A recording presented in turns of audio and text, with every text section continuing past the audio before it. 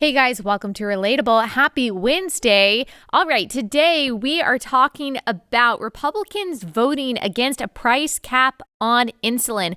Is that really true, or is there more to the story? We will also be talking to Senator Tim Scott. You're probably seeing his name in the news right now. He's got a lot to say. As always, this episode is brought to you by our friends at Good Ranchers. Go to goodranchers.com/Allie for American meat delivered. That's goodranchers.com/Allie.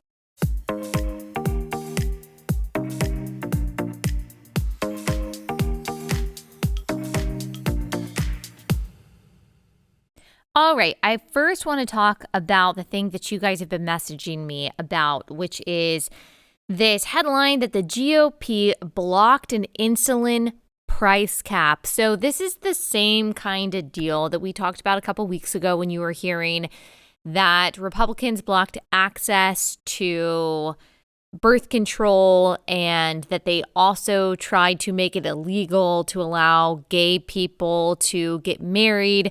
We debunked those claims then. We're going to debunk this claim now. Always, when you hear something that is too good to be true for the other side or too bad to be true about Republicans, there's always another side of the story. And that's probably true in general, but particularly when it comes to things that Republicans do, simply because the media leans so far to the left that you can almost always bet that they're not telling the full story in their headlines. And a lot of you are seeing these posts shared on Instagram, these graphics saying Republicans voted against making insulin cheaper. They hate diabetics. They're not pro-life, all of this stuff, of course, but it's missing a lot of context and it's missing a lot of explanation. So let me tell you how The Hill describes what went down and why people are talking about Republicans voting against this price cap. So their headline is Democrats fail to overrule parliamentarian on insulin price cap as GOP votes no. So Senate Democrats fell short of an effort Sunday to overrule a decision by the parliamentarian that effectively struck down a proposal sponsored by Senator Raphael Warnock to cap out-of-pocket insulin costs at $35 a month for people not covered by Medicare. Senator Lindsey Graham, Republican of South Carolina, the ranking member of the Budget Committee, sought to enforce the parliamentarian's ruling that Warnock's cap on insulin prices violated the Byrd rule because it would set prices in the commercial market and therefore couldn't pass with a simple majority vote. Senate Democrats insisted on a vote to waive the procedural objection to put Republican senators on record, including Senator Ron Johnson, Republican from Wisconsin, the most vulnerable member of the GOP conference, on the record as opposing a popular proposal to rein in insulin prices.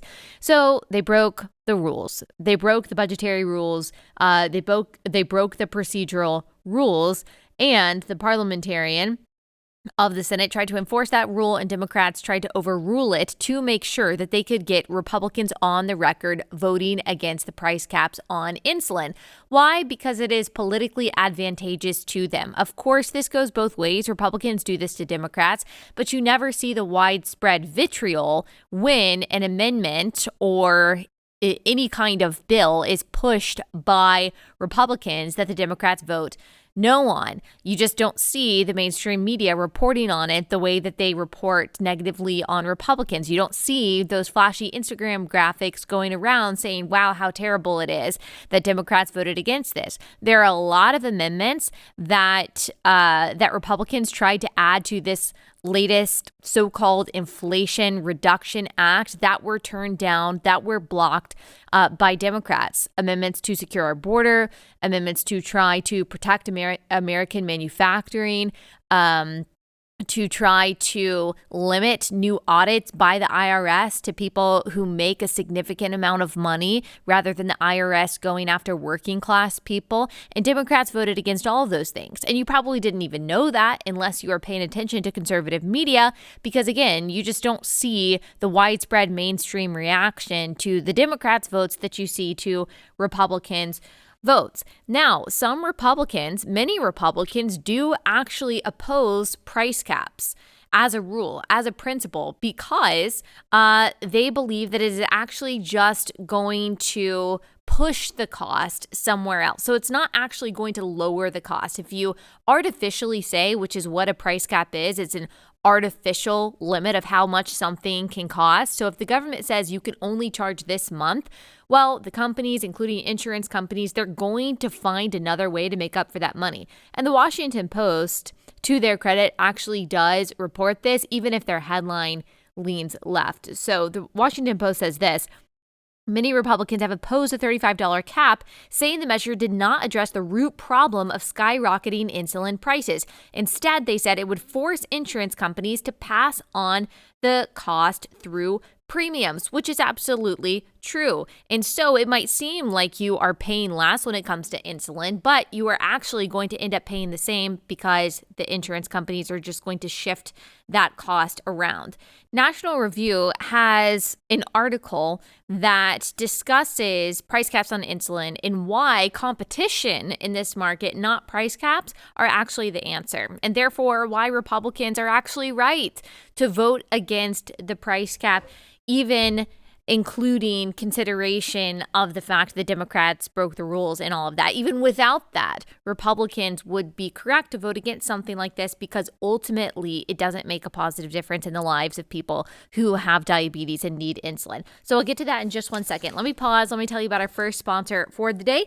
That is Genucel. So Genucel is a skincare company. It specializes in natural anti-aging, and the people that use it just absolutely love it. Genucel has sold over 1 million products to men and women, especially women across the country, and they all love the results. So we're talking fine lines, forehead wrinkles, dark spots, sagging jawline, even those annoying bags and puffiness, gone without the risky procedures like Botox and things like that. You can more naturally try to reverse the effects of aging using Genucel. It's immediate effects, guaranteed results in as little as 12 hours or your money back. That's an amazing guarantee. Every most popular package includes a free month supply of the original Genucel under eye bags and puffiness treatment. Visit Genucel.com/Allie. Enter Allie at checkout for an extra special discount. That's Genucel.com/Allie, GENUCEL.com/Allie.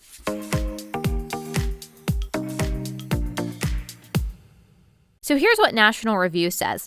The Insulin Act aims to tackle this problem by capping the price of insulin at $35 a month. Insulin affordability is a worthy goal, but the Insulin Act puts a Band-Aid over a bullet hole. Any legislation aimed at reducing insulin prices will be ineffective until legislators enact a structural overhaul to remove the administrative bloat surrounding insulin production. The big three insulin producers have been protected from biosimilar competition, allowing them to halt innovation while raising prices. So again, big government is actually the problem here, not the solution. Like generics, biosimilars are created to mimic another drug called the reference drug. The primary difference between the generics and biosimilars is that generics can be exact copies of the reference drug because they're mimicking chemical compounds, while biosimilars can only be highly similar since the reference drug is made of a living organism. And so this is being restricted when it comes to insulin producers. National Review's argument, which I happen to agree with, is that we must allow competition in the market. Anyone who has taken a basic course on economics, or if you've read anything by Thomas Sowell, you know that an increase of options, an increase of competition is going to lower the prices. Of course, that's how you compete. But if you don't have any competition, and so people with diabetes have to rely on these three products, these three companies to get the insulin that they depend on to survive, then of course they are going to pay anything. And these companies know that they can charge anything because you rely on them for your life. So you increase competition, you allow for these competitors to come in and to offer similar or replicas of the product, and you will lower the prices. So that is why, in principle, many Republicans vote against price controls, not just when it comes to insulin, but in this case, when it comes to insulin. Now, when Trump was in office, he tried to lower the cost of insulin. This is according to the Washington Post. In 2020, President Donald Trump claimed that he had drastically lowered the price of insulin. It was destroying families, destroying people. The cost, Trump said in a debate, I'm getting it for so cheap, it's like water, very Trumpian statement.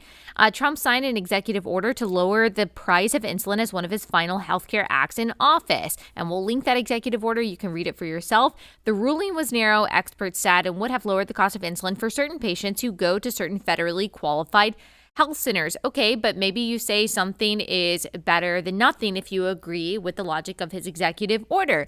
Well, that was rescinded by the Biden administration as soon as he got into office. So that was apparently lowering the cost for some patients. And as soon as Biden got into office, the Washington Post said he rescinded the executive order. So there we are. That's the truth of it. That's the context of it. There are a lot of different reasons why Republicans may oppose it. Of course, this is a political gimmick, as Democrats often do, as both parties often do, but more successfully and effectively and loudly Democrats do, is try to hold Republicans to a vote that they know that they can't support because it's not a good piece of legislation. And then they get shellacked in the media for not supporting something, and the easy headline and the easy kind of piece of emotional manipulation is simply, well, Republicans don't want diabetics to be able to get their insulin. And so always, again, when something seems too good or too bad to be true, you dig into it and you ask questions. Is this really true? What really happened here? And that's not always easy to find. I was trying to figure this out last night because I have been around long enough to know that there was like more to the story. And I was trying to figure out, okay, what really happened? I had to ask people on Twitter, what's the truth about this? And thankfully I got a lot of responses and people pointing me in the right direction. But if I'm doing this as a job and I find it difficult to find the truth behind these kind of scandalous headlines, then I understand that it's hard for you too. But of course, that is part of why I exist, to kind of help you break that down. All right, news. There's so much news. News that we are not going to be able to get into today is that a sitting congressperson his phone was taken by the FBI. Is Scott Perry, Congressman Scott Perry. He is apparently under investigation for a possible connection to January 6th and what they're saying was an attempt to overturn the results of the election. I mean, on the heels of what happened to Donald Trump and his Mar-a-Lago home, which we talked about yesterday. I mean, this is kind of scary stuff. This, again, seems like a weaponized DOJ. And I'm interested to know what Republicans are actually going to do about it. We're not just talking about grandstanding. Like, what are you actually going to do about it? Now, Senator Tim Scott from South Carolina, he is on the show today. However, this interview was filmed last week, and it was focused on his book. Now, Senator Scott is in some hot water for comments that he made on CBS about the investigation and about the raid on Trump's home and about the DOJ. So here he is saying that. This is probably doubts about the FBI. This is going to raise more questions, in my opinion. We need to let this play out and see exactly what happens, but we should all have been stunned and surprised and shocked at what happened yesterday. The real question is, A, what is the Federal Records Act? And B, what are we talking about? It has to be something of incredible magnitude for at least my side of the aisle to say that was warranted. Without that, I think we're going to find ourselves in a very big mess as it relates to the credibility of the FBI. Well, so you don't have any concern that they're going to find anything at the Mar-a-Lago? Well, I think we should really, as opposed to rushing to judgment, the most important thing that we can do is let it play out. So as you can imagine, a lot of conservatives are giving a negative reaction to that. It might seem like it's an innocuous statement, but I think a lot of people are looking for Republicans to say, this is too far. This is too much. There is politicization of this, and we need to investigate the investigators. We need to rein in the power of the DOJ, the power of Merrick Garland, the power of the FBI, and ensure that it's not used as a political weapon. At the very least, I think that is what people are looking for when it comes to Republicans. Because when you're looking at a red wave in November, there's there's not much point of a red wave if you feel like the Republicans who are in charge are not fighting on your behalf and fighting against the corruption that you see as a threat, not just to the potential Republican nominee in 2024, but also against you. That's what we talked about yesterday, that what happened to Trump is a reflection of what I think the federal government that has been weaponized by progressives wants to do to you, especially with all of their new IRS agents. And so I think that's what people were looking for Senator Tim Scott to say. Now, I'm very thankful that Senator Scott came on my show and that he is promoting his book. I wish that I had him on actually live today, because I would have asked him about this. I would be really interested to hear kind of his further explanation and what was meant by the comments that he made on CBS. Unfortunately, I don't have that opportunity, but it's still a great interview. It's still really, his book that we're talking about is still really fascinating. I think you're going to like what he has to say there. So before we get into that interview with Senator Scott, let me tell you about our second sponsor for the day, and that is My Patriot Supply. You guys know we're in a recession. Inflation is out of control. I've talked to a lot of you, like you're feeling the pinch. Maybe you have a good job, your husband has a good job, but things are still feeling tight, and that can feel really unstable and that can feel really scary. You don't know what the future holds. You do know, though, that you and your family want to be prepared come what may. And that is why I recommend My Patriot Supply.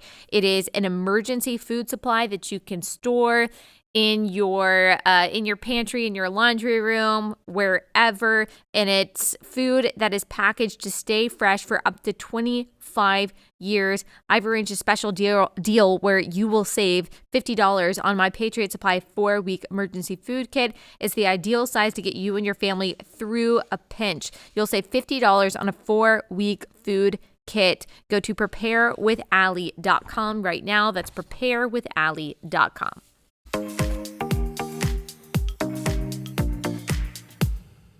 Senator Scott, thanks so much for joining us. I'm so excited to talk to you today. Thank you. It's good to be with you, Allie.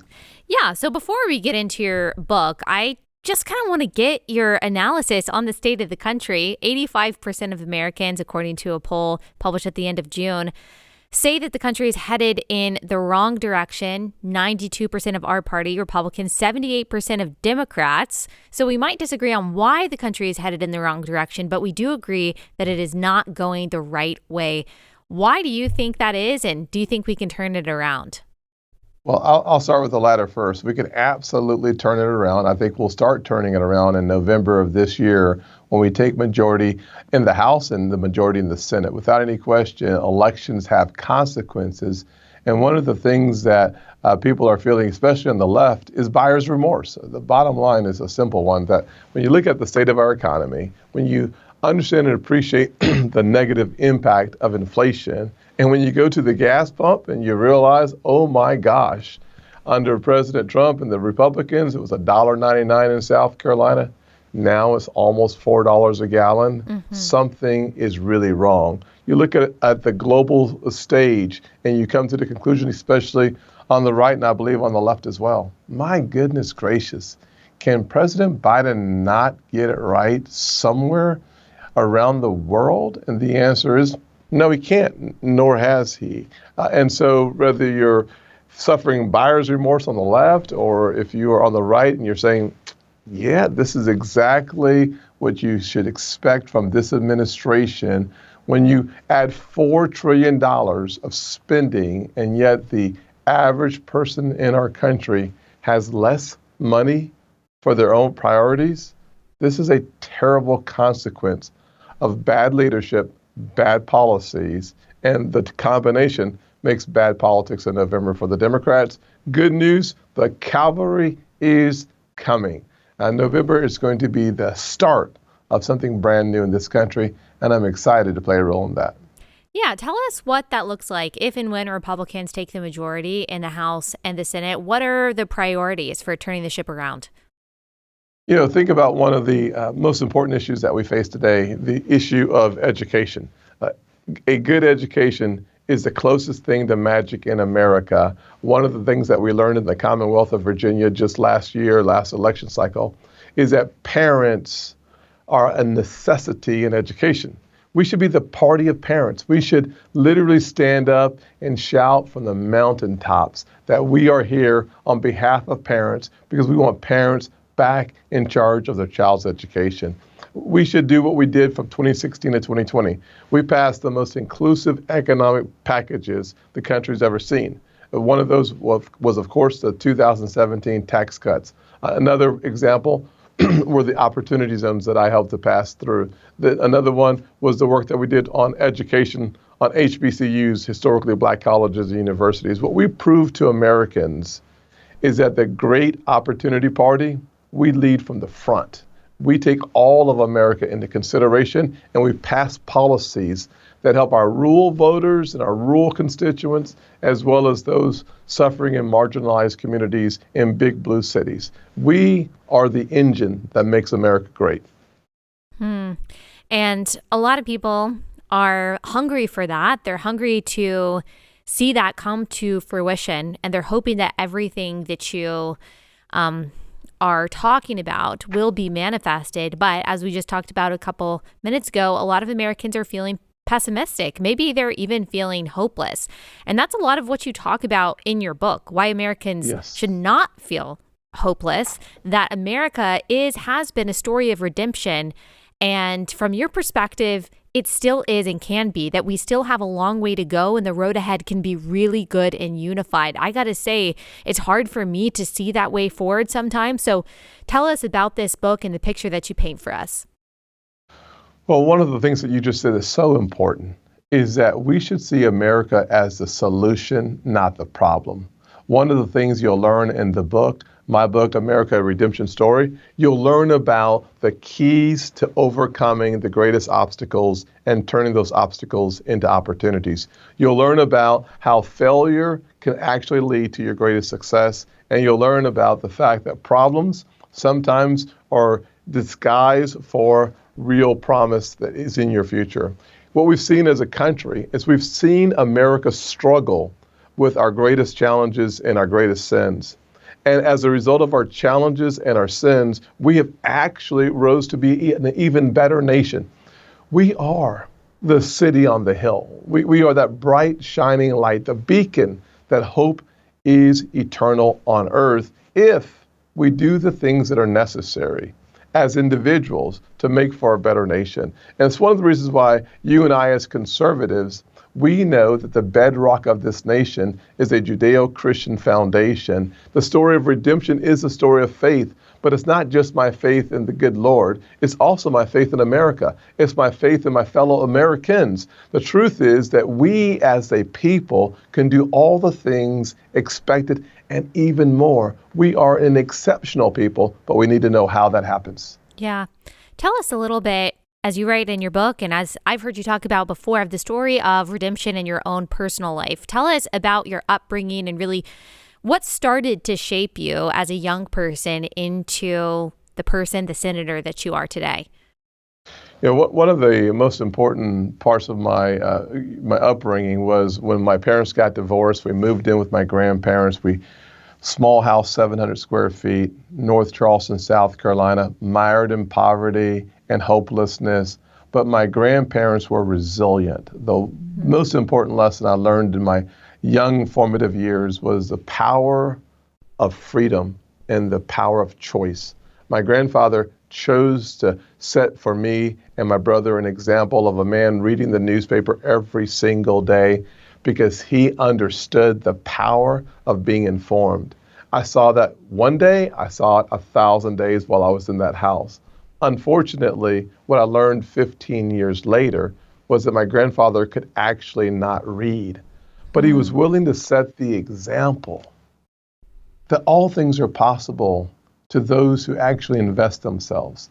And he was denied that opportunity as a young person, but he wanted to never be a victim. He wanted us to never be victims. He wanted us to carpe diem, to seize the opportunities of the day. And a major part of those opportunities was the opportunity of education. And so I'm a passionate believer in quality education in every zip code in this country. Another thing that you will find in the book, America: A Redemption Story, is how my mother shepherded me through some really hard times. That as a woman who works 16 hours a day, 3 days a week, 8 hours a day, 2 days a week, she felt like it was her responsibility to prove to her 2 sons that there is dignity in all work.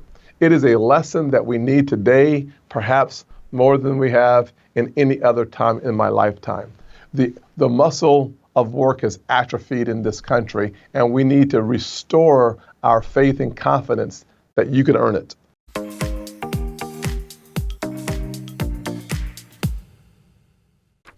All right, quick pause to tell you guys about Birch Gold. So, as we've already discussed, inflation is real. You are feeling it. That's why you need to make sure that you are securing your savings. It is critical for you to take a hard look at diversifying your savings into gold and silver. You can text Allie to 989-898. Get a free information kit on how to diversify and protect your savings with precious metals. With an A+ rating with the Better Business Bureau, countless 5-star reviews, and thousands of satisfied customers, gold is the right investment to make right now. So secure your savings. Go to Allie to 989-898. Get real help from Birch Gold today. Allie to 989-898 to claim your free no obligation information kit on how to protect your hard-earned savings with gold.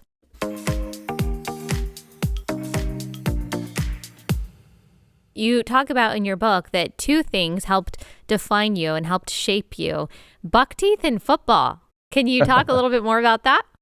Yes, ma'am. Well, football was the fun part of the story, and buck teeth was the tougher part of the story. But let's talk about the buck teeth first. As a high school student, I had 2 front teeth that did not like each other. One was going to the left, Allie, Beth, and the other one's going to the right. And I will tell you that it is very uncomfortable having 2 front teeth that don't like each other. Yeah. Hence, my nickname in high school was Teat. My friends weren't very smart. They couldn't say teeth. They just called me Teat, T-E-E-T. And a part of the challenge of being teased on a consistent basis is it does lower your self-esteem. It does have an impact on how you see yourself. But once again, the pain of my past became the promise of my future. And I ran into a guy, Dr. Monty S. Harrington, who was an orthodontist. I walked into his office and he said, "Oh my, I think we can help you." And thank God he was right. Yeah. And because of Dr. Harrington, I sit here with a smile that I'm proud of. I look in the mirror and I'm so thankful that people who didn't even know me that well were willing to offer me a hand up and not a handout. He said, "How much can you afford?" And I gave him an amount. And he says, "You owe that every single month. But with that small amount, I will do the work up front." Had it not been for good Americans like Dr. Monty S. Harrington, I would not be sitting here as a United States Senator. Football was my dream of buying my mom a house, of getting out of poverty and making something of myself. My senior year, I had a major car accident that took away 6 or 7 weeks of my senior football season. The good news, once again, failure leading to success. The good news is it was my freshman year in college at an FCA meeting that I found that football should only be my game and Jesus should be my life. And it was that experience that was born out of pain and misery that made me understand the value of giving before receiving, of sowing before reaping, and believing that all things are possible. There's a lot that you're talking about that you write about in your book, a variety of different trials and adversity that you endured that seems to parallel the fight that you have had as a senator. Of course, all Republicans face hostile media to some extent. You get a lot of different kinds of opposition. I remember there was an article a couple years ago that came out about you basically saying that you don't have a genuine Black experience, or that maybe you don't really sincerely know what it's like to be a Black person in America. I'm sure that you've gotten a lot of criticism like that we haven't even seen publicly because it hasn't been published. So tell me what that's like. I mean, how do you face and respond to that kind of such personal and wrong criticism? Allie, it is painful to be ostracized by parts of your own natural community. But the truth is that it's the love of the Lord really has been able to heal my wounds and help me understand that people who don't know you, their opinion doesn't matter nearly as much as we sometimes give it credit for. And so my job as a believer, as a Christian, is to Matthew 5:44 them, which is love your enemies, pray for those who persecute you, and move on. I believe in the extra mile, so I have to give them an extra heaping of grace. I believe in forgiveness, so I have to actually forgive according to Matthew 6. So for me, what I've learned is to literally live out what I say I believe, because so often it is frustrating to hear the comments and the negativity that comes from the left who want to make me a caricature of a person so that they can have a heel in the story, someone who is responsible for the things that go wrong. But here's, Allie, what they don't want the public to know. What they don't want the public to know is how the Great Opportunity Party, the GOP, delivered the highest level of funding in the history of historically black colleges and universities. What they don't want the public to know is that it was our party, the conservative party, that produced opportunity zones that led to the highest level of investment in the private sector, perhaps in the history of our country, almost $75 billion committed. What they don't want you to know is it's our party that led to more research, more development around sickle cell anemia, a blood disorder that impacts African Americans nearly exclusively. They don't want you to know that our party literally led to the most inclusive economy in the history of the country. They're afraid of who we are when we are just being ourselves. Right. Well, final question that I have for you. I saw this published online. It says, publisher, this is Post and Courier, publisher admits error, says Tim Scott did not okay a line in book about a presidential bid. So what exactly happened there? I don't know, honestly. The publisher made the decision not only to announce something that I'm completely unaware of and announce it in the wrong year, in 2022, as if there's something to run for in 2022, except for, of course, my reelection. And so I think they may have just been dreaming of a future that I have not been made aware of, and they conflated that with my reelection in 2022. Well, there may be a lot of people that are dreaming up that future, looking forward to see what's ahead for you. So thank you so much. America, A Redemption Story. I'm guessing you can get it wherever books are sold. Highly recommend people go out and get that right now. Thank you so much, Senator Scott, for taking the time to talk to us today. Absolutely. Thank you for your investment of time, and thank you for standing for truth and the gospel way. God bless you. Yes, sir. Thank you.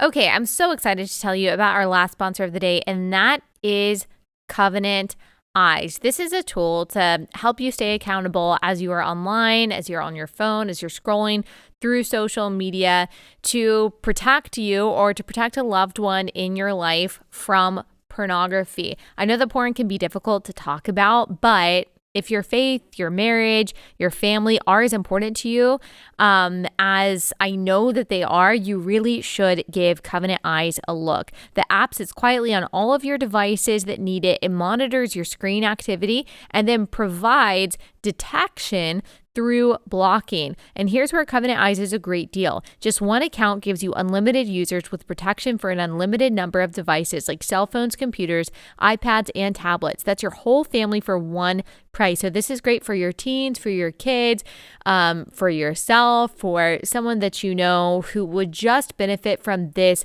extra layer of accountability and protection. The protection is on the device itself. It goes wherever you go. Covenant Eyes is offering you a free 30-day trial so you can see for yourself what a blessing it can be. Visit coveyes.com/Allie. That's coveyes.com/Allie for that free trial. coveyes.com/Allie.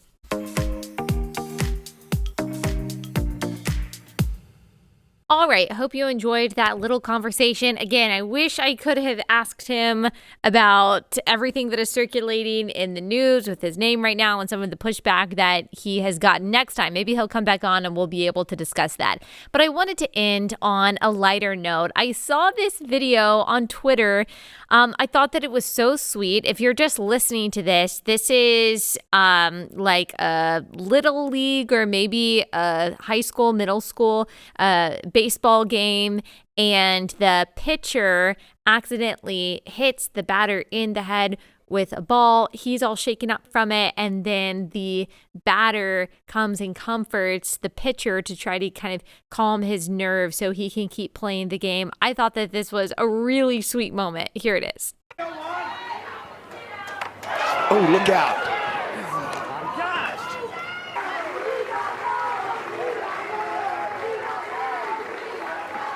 Wow, that is a tough kid right there. Hey, Jarvis, and hit his helmet.